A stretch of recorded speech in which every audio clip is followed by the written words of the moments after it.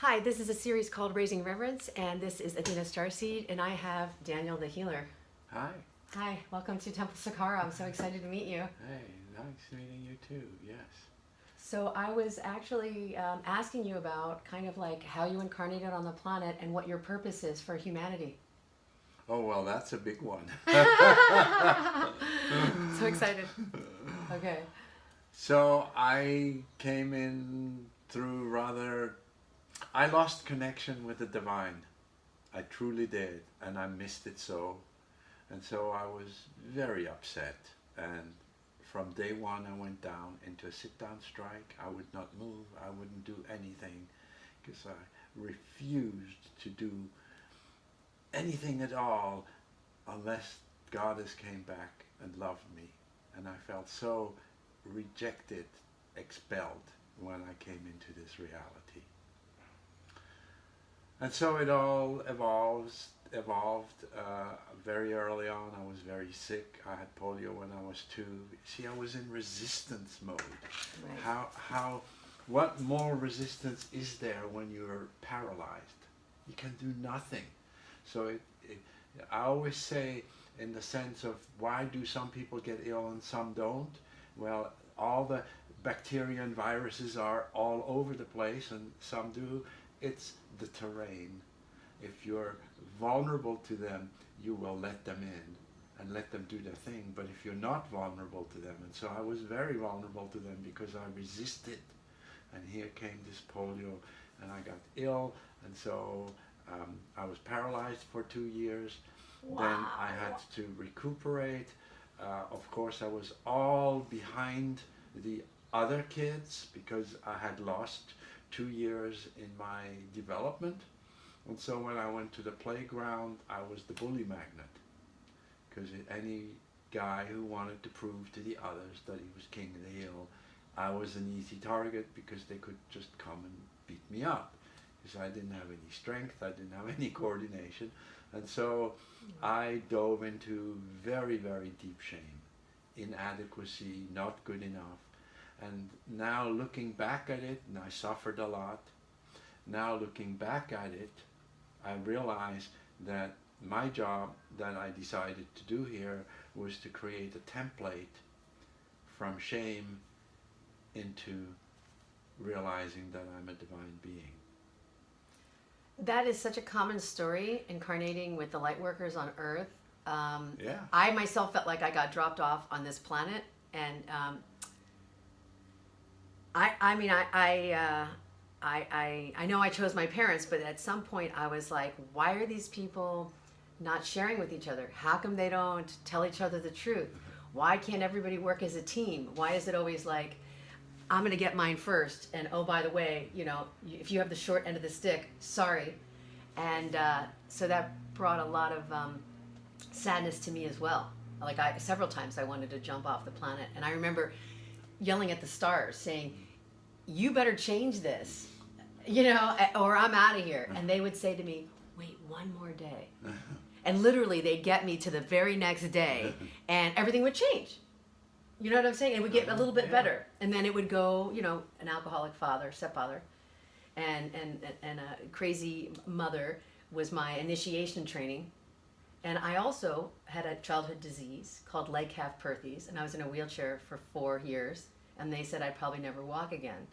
So I had to learn how to be still at a very early age. So continue with your mission.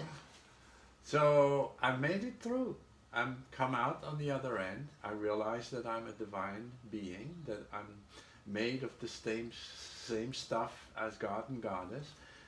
I have a connection with them. I know I'm being loved by the universe, fully supported, and things have just fully opened up. Because of all this, of course, I was a late bloomer. I'm now 71, and I really only got into my expression of my mission in my 60s.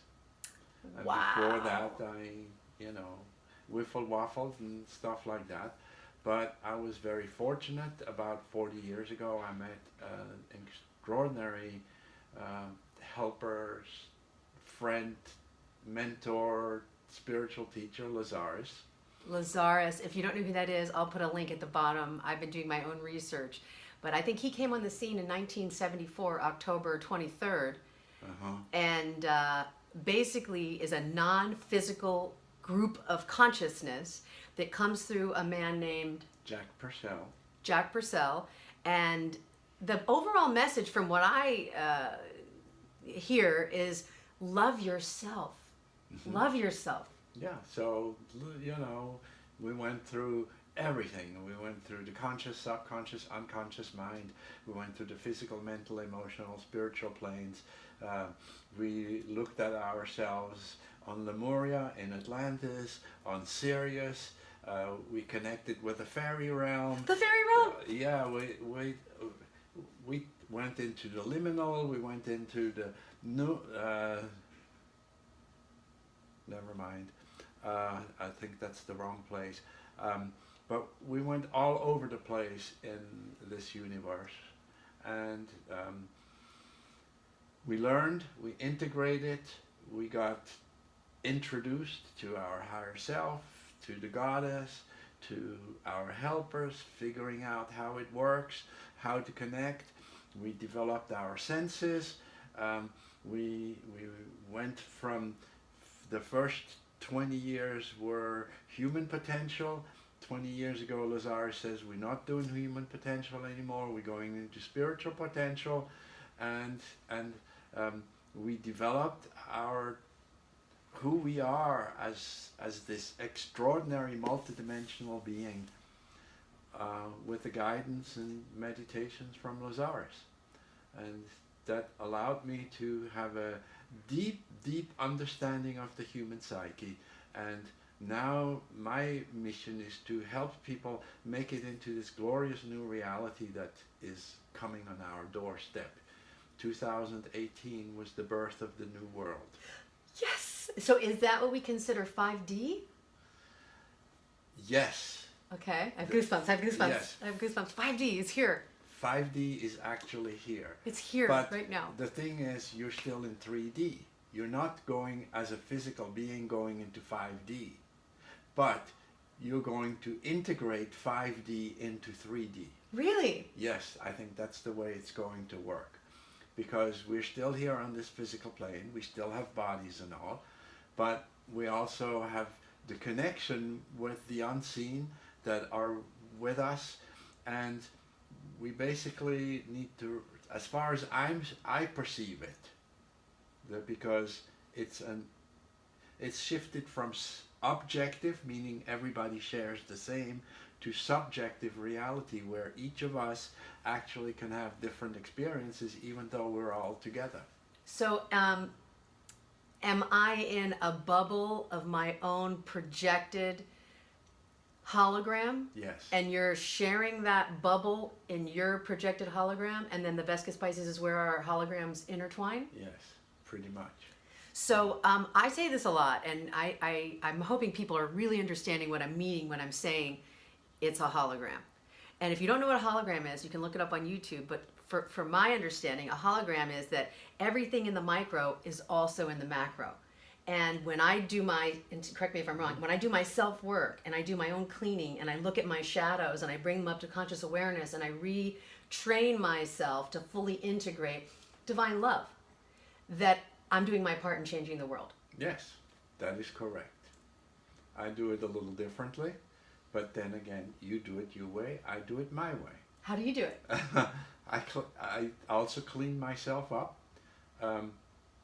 Basically, the way it is, a hologram from a technical point of view is that you take laser light.